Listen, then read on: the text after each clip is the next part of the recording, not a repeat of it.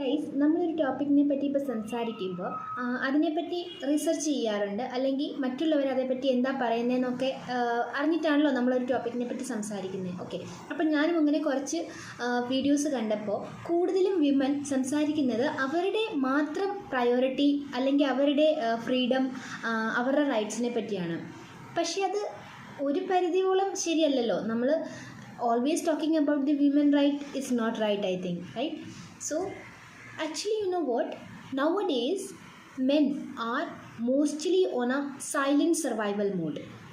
I mean, women are more vocal. അവർക്ക് എന്തെങ്കിലും frustration ഉണ്ടായാൽ അവരെന്ത് ചെയ്യുക, ഒരാളല്ലെങ്കിൽ ഒരാളുടെ അടുത്തത് പറഞ്ഞു തീർക്കാറുണ്ട്.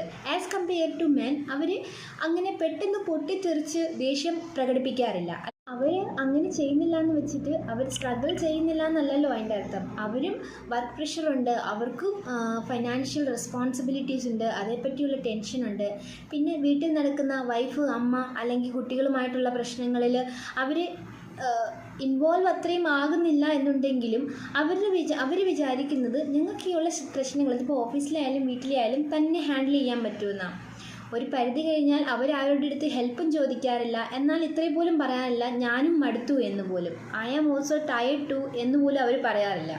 എന്നും വെച്ച് എല്ലാവരും ഒരുപോലെയാണെന്നല്ല ഉദ്ദേശിക്കുന്നത്. ചിലർക്കൊക്കെ ഓഫീസിലുണ്ടാകുന്ന ഫ്രസ്ട്രേഷൻ വീട്ടിൽ വന്ന് കറിക്കൊരിച്ചിരി ഉപ്പ് കൂടിയാലോ കുറഞ്ഞാലോ മതി അതവിടെ തീർക്കാൻ, അല്ലേ? ഞാൻ പറഞ്ഞു വരുന്നത്, ഹസ്ബൻഡ് ആൻഡ് വൈഫിൻ്റെ ഇടയിൽ ഇങ്ങനെ വരുന്ന പ്രശ്നങ്ങൾ നമ്മൾ അങ്ങോട്ടും ഇങ്ങോട്ടും ബ്ലെയിം ചെയ്താൽ ഒരിക്കലും അത് സോൾവ് ആകില്ല.